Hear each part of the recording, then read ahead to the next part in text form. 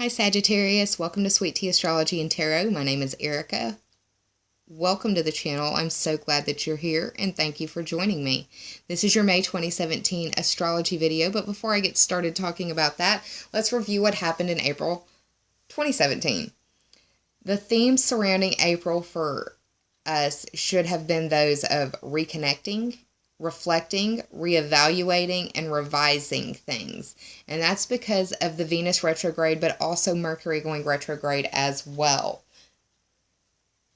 So, Sagittarius, let's talk about what's going to happen for us in May. Starting off at the very beginning of May, we are going to have 4 planets going retrograde, or in their retrograde motion, rather. Mercury, the planet of thought, movement, and communication, is retrograde in your 5th house. Jupiter, the planet of increase, expansion, achievement, and excess, is retrograde in your 11th house. We have Saturn retrograde in the 1st house, and Saturn is the planet that represents limitation, structure, containment. And it can also represent time and masculine or the father, authoritative energies. And finally, we've got Pluto retrograde in the 2nd house. So let's talk about the transits.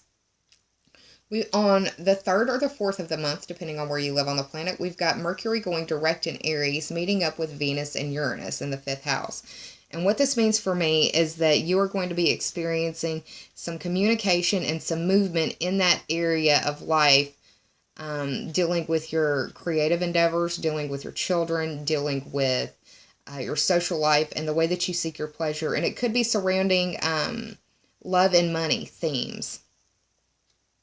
This communication is probably going to go more smoothly than it would have, say, this week or maybe a week ago, because Mercury going direct always indicates thought of clarity and or clarity of thought and clarity of communication. So that 5th house is where you've got the most where you've got your fingerprints and DNA, and it's where you've got the most skin in the game. It's also the house of sparks. It's the spark of love, the spark of life, and the spark of creation. Now, on the 9th or 10th of the month, depending on where you live on the planet, we will be experiencing a full moon at 20 degrees of Scorpio, and this will be pairing up with Pluto. And this is going to be occurring in your 12th house, and Pluto is transiting through that 2nd house. Now, 20 degrees of Scorpio. The Sabian symbol for 20 degrees of Scorpio reads, obeying his conscience, a soldier resists orders. Sabian symbols were created in 1925 by a clairvoyant named Elsie Wheeler, and they're used to symbolize each degree, 0 through 30 degrees, of each zodiac sign. This Sabian symbol for me indicates that there's probably going to be a feeling of rebellion, and it could be intimate, it could be ambitious, it could even be somewhat sexually charged, that's playing out. And for you, it may just be playing out in your dream world, Sagittarius, because this is mainly the area of life where the 12th house is. I think of the 12th house as the darkest innermost recesses of the mind, the subconscious mind, things that are hidden, dark, not necessarily emo, but devoid of light, hard to see. That 12th house is the house of your limitations and repression. It's your karma and your self-undoing. It is also the house of secrets. It's secret enemies. It's secrets that you keep from yourself through repression. And it's secrets that you keep from others. It's also secrets that are kept from you sometimes.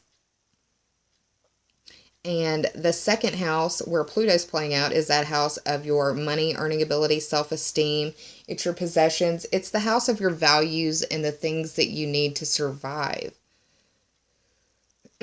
So this full moon could be illuminating themes around rebellion, resistance, but also dealing with intimacy and feeling ambitious and, like I said, possibly sexually charged. For some of you Sagittarians, could be that a secret crush is revealing themselves to you now,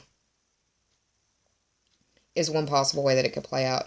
On the 15th on the 16th or 17th of the month, pardon me, we've got Mercury moving into Taurus, meeting up with the Sun in your 6th house, and you will be starting to feel or see progress in that 6th house. The 6th house is the house of your work and health, or the competency and skills that you bring to the services that you provide.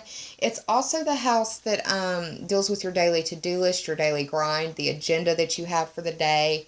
It is what you do on a daily basis to make your life run more efficiently and your day run easier.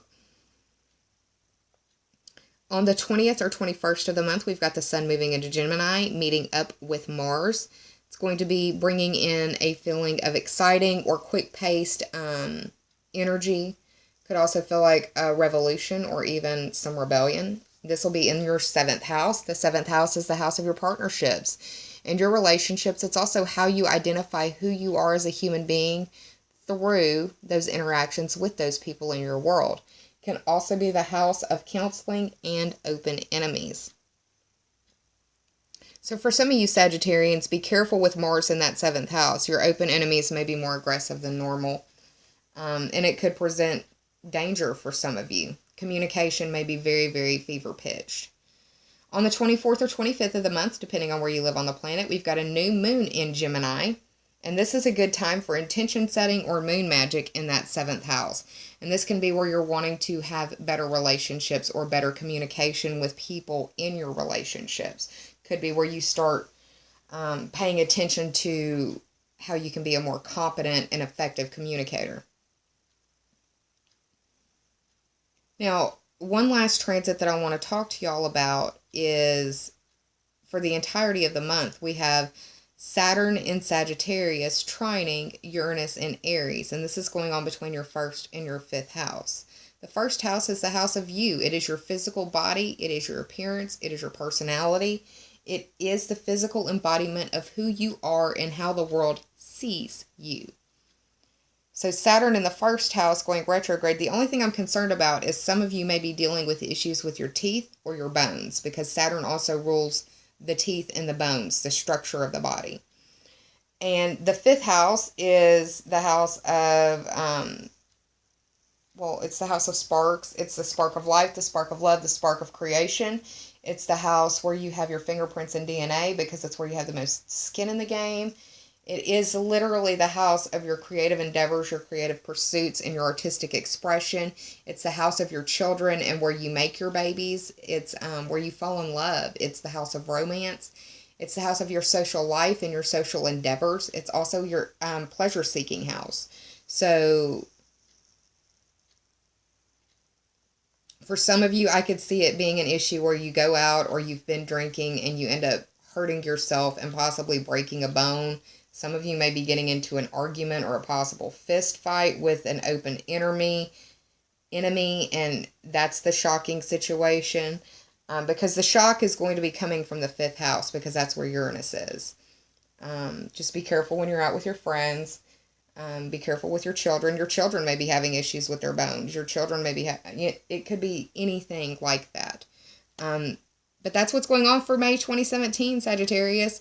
This video is a heads up for you. It is intended for the Sagittarius sun, moon, and rising. It will be most beneficial for the Sagittarius sun and rising signs. I will link up the secondary portion of this video with the tarot cards to this video when I get that shot. But I thank you for being here. I love you so much, and I'll see y'all soon. Have a good month, y'all. I hope it has nothing but bright blessings for you. Namaste. Bye, y'all.